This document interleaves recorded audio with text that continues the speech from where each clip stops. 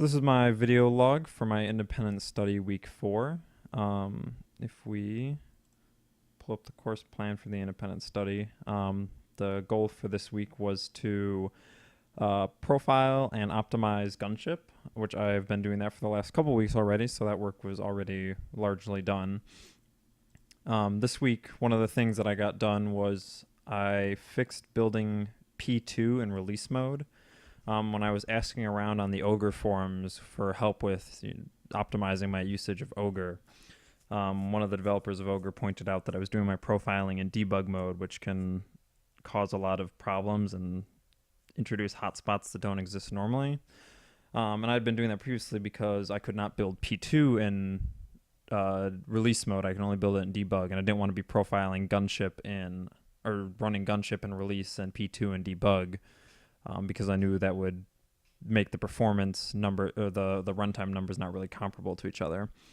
So I dug in and I figured out what was wrong with P2, and there are just a couple configuration problems that was causing it to not build correctly in release mode. So now that works. Since then, after that I set up another test. So the first test that I was doing was testing creating and destroying objects and seeing what the overhead was for that. The second test is testing updating objects. So what I do is I generate a screen full of these cubes. Each cube is given a center point at random, a radius at random, and a time it'll take to move in a circle. And every cube is updated every frame and it has to move in a circle. And I've got the same test running in Gunship. And so this test is to test the performance of, say, like gameplay behaviors. You know, if you've got your frigates that need to move around every frame, and your enemies that need to hunt down the player and shoot or do some sort of stuff every frame. This tests what the overhead is on those operations and how well the engines handle them. And by the looks of it, both engines are already fairly optimized for this performance. The optimizations that I performed doing the creation destruction test already smoothed out most of the bottlenecks. P2 still had one major bottleneck within update that I had to convert the linked list, but that was the same process that I had already applied to drawable and terminable, so it was a quick change. Currently, it appears that the two engines are running at about the same levels. They have about the same frame update times, give or take a couple % difference. It's kind of hard to nail down. One thing that I am finding interesting, though, in profiling P2 is this is a profile that I did today with the circle movement thing, and this profile was done with 10,000 cubes in the scene, and this was done with an instrumented profile, so this wasn't done with sampling. So actually these are accurate numbers, and the sample was done in release mode. So this focuses on game update, so this is just the update time without drawing, and we can see that 36% of the runtime is spent in update, not drawing. And it looks like if we look right here, so in scene update scene, which is what calls the method that iterates over all of the cubes, it has 5% of the time is exclusive time, which means that method is running itself takes up 5% of the time. And all that method is doing is it's walking down the linked list of updatables and calling update on them, which means, and I can actually show you what that, let's see, updatable manager, update all. If we go to the definition, all it's doing here is it's updating all of these, and there's a couple other things that are supposed to be going on here, but none of these are actually running. There's no input, and nothing taking input that's registered, no collisions registered, no termination registered. So all of it's happening within this updatable manager update all. And just this process of walking down the list is taking up 5% of the frame time.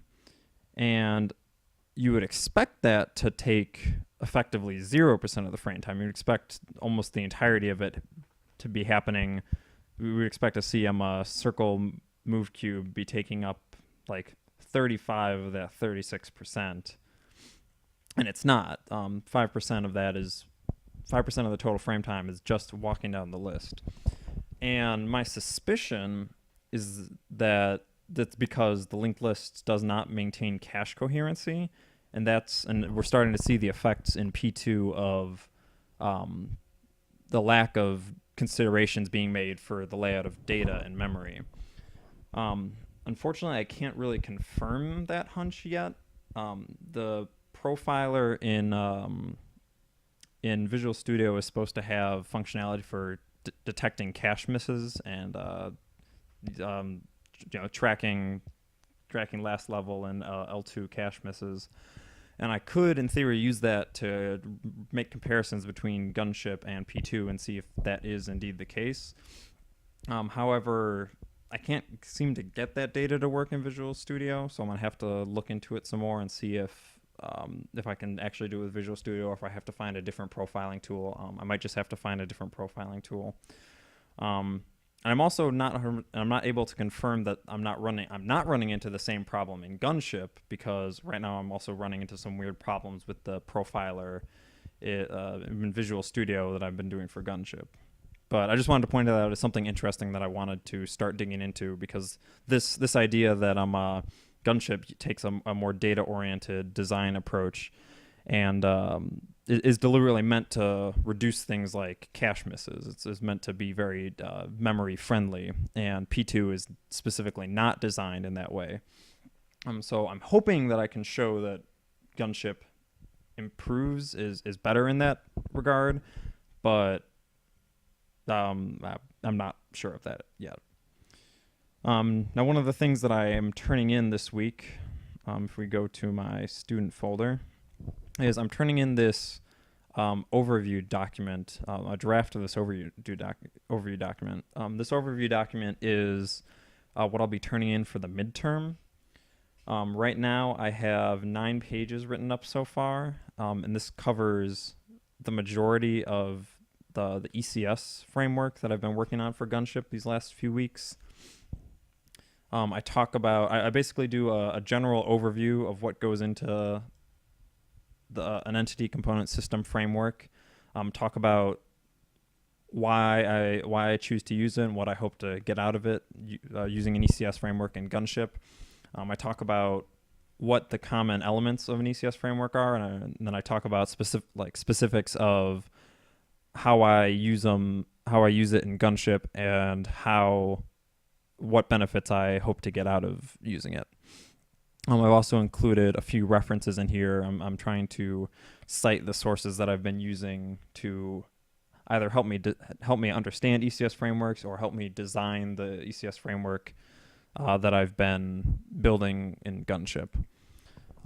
If possible, I'd appreciate some feedback on this first draft of the architectural overview. That way I can take any recommendations, any changes that you can suggest into account for the version I turn in for my midterm. After that point, any other criticisms you have after the midterm, I can also include. I can turn in a revision, and I'll be turning in an updated version for the final. But it'd be nice to hear from you what specifically is unclear in the document as I've written it up. So that's it for this week. Next week will be more profiling, investigation into the system, and finishing up that midterm document. The goal for next week is to make sure that Gunship is in a stable enough place that I can start the following week working on the collision system, which will take up the remainder of the quarter.